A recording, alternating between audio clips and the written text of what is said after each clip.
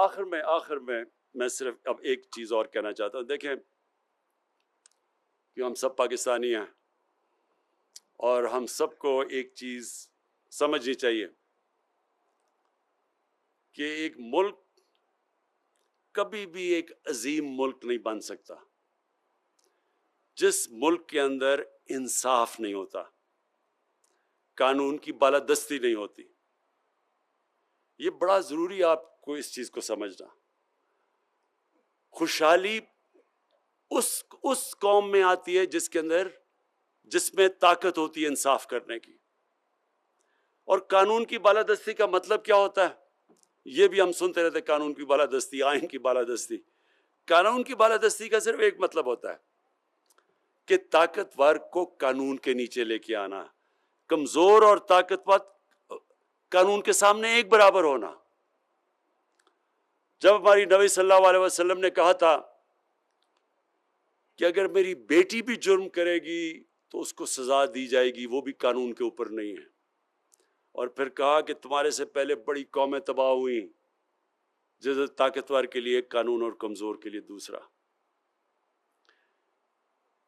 ये अपने ज़हन में डाल लें कि जो कौम जिसमें इखलाकी जुर्रत नहीं होती ताकतवर को कानून के नीचे लाने की, वो कभी खुशहाल नहीं हो सकती। क्योंकि जो छोटा चोर चोरी करता है वो तो जिसकी चोरी करता है उसको नुकसान पहुंचाता है।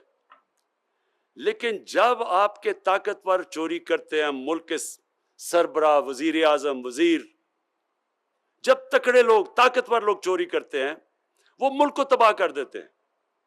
क्योंकि वो जब चोरी करते हैं, वो तो चोरी करते हैं अरबों में।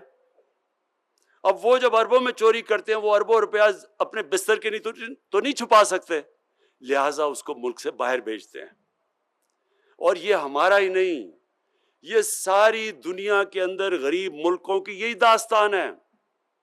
जो दुनिया में मकरूज और गरीब मुल्क है उसको उठा के देख लें, उनके भी ताकतवर लोग, उनके वजीर आजम, उनके सदर, वो मुल्क से पैसा चोरी कर करके बाहर लेके जाते हैं। उनके भी बड़े बड़े महलात हैं मगरबी कैपिटल्स के अंदर, लंदन में, न्यूयॉर्क में, फ्रांस में। तो जब तक एक माशरा उन लोगों को कानून के नीचे नहीं लेके आता, उनका एहतसाब नहीं करता, छोटे छोटे लोगों का एहतसाब करना, पटवारियों का और ये थानेदार, इससे कोई फर्क नहीं पड़ता। हमारी नैब 20 साल से चल रही है, क्या करप्शन काबू हुआ पाकिस्तान में? सिर्फ अब नैब ने बड़े बड़े लोगों के ऊपर हाथ डाला है। ये सिर्फ हमारे दौर में, हमारे दौर से पहले कभी नैब ने बड़े लोगों को हाथ नहीं डाला। और ये अब पाकिस्तान की इंशाअल्लाह हमारी खुशहाली के लिए, हमारे बच्चों के मुस्तकबिल के लिए अब एक ऐसी स्ट्रगल और जद्दोजहद चल रही है।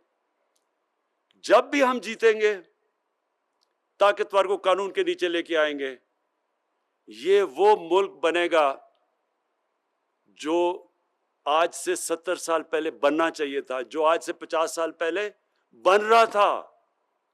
यहां तेजी से हम सारे इलाकों में हम सबसे तेजी से ऊपर जा रहे थे।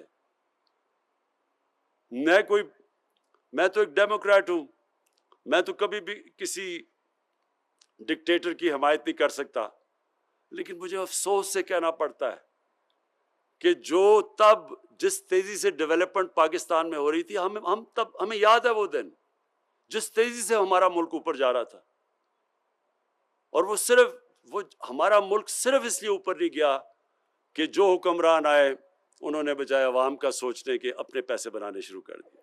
तो ये है हमारे अब स्ट्रगल, और ये है जद्दोजहद। और कौमें अपनी आज़ादी, अपनी खुशहाली जद्दोजहद करके लेती हैं। कभी भी हम चुप करके बैठे रहे और समझें कि आके कोई कौम आज़ाद, ऐसे तो नहीं होती। आज़ादी के लिए कौम लड़ती है, जद्दोजहद करती है। यहाँ भी एक करप्ट माफिया बैठा हुआ है, इसके खिलाफ अब पूरी, इससे आज़ादी लेने के लिए पूरी जद्दोजहद है। और इंशाअल्लाह मेरा ये ईमान है कि अल्लाह ने मेरी ट्रेनिंग ही करवाई है मुकाबले के लिए, इन चोरों को हराने के लिए, इंशाअल्लाह। आज एक दाद देना चाहता हूं।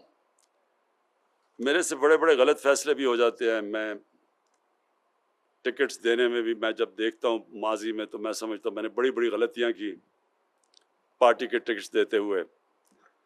कई जगह मैं अब सोचता हूँ कि अगर मुझे पहले मौका होता तो मैं इस तरह नहीं, उसको वज़ीर बना देता, इसको ना करता, ये मैं सोचता रहता हूँ सारा वक्त। लेकिन मुझे जो आज बड़ी खुशी है कि इस एक फ़ैसला जो किया, जो मैं अल्लाह का शुक्र करता हूँ कि मैंने सही फ़ैसला किया, वो खालिद को आपका वज़ीर आला बनाने का। इसकी वजह क्या है? देखिए, एक इंसान, हमारे बदकिस्मती से हमारे जो लोग, जो इंसान हमारे पॉलिटिक्स में आते हैं, वो 3 तरह के लोग होते हैं। एक वो लोग होते हैं जो कि पॉलिटिक्स में सिर्फ और सिर्फ अपनी ज़ात को फ़ायदा पहुंचाने के लिए आते हैं। और उनके अंदर भी 2 कैटेगरीज होती हैं।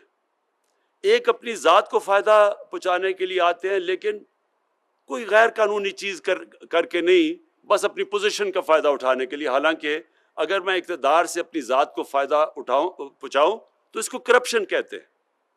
करप्शन की डेफिनेशन ये है कि मैं अपने इक़्तिदार को इस्तेमाल करूं अपनी ज़ात को फ़ायदा पहुंचाने के लिए।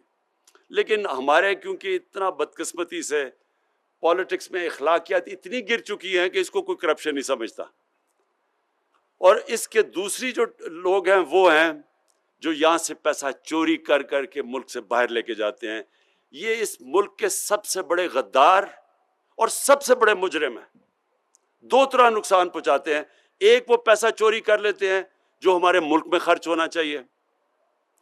दूसरा, जब वो मुल्क से बाहर लेके जाते हैं तो हमें दूसरा नुकसान पहुंचाते हैं, क्योंकि डॉलर लेके बाहर पहुंचाते हैं। तो जब डॉलर मुल्क से बाहर जाता है, हमारे रुपए पे प्रेशर पड़ता है, रुपया कमजोर हो जाता है, रुपया गिरना शुरू हो जाता है। और जब रुपया गिरता है तो सारी चीजें महंगी हो जाती हैं, मुल्क में गुर्बत आ जाती है।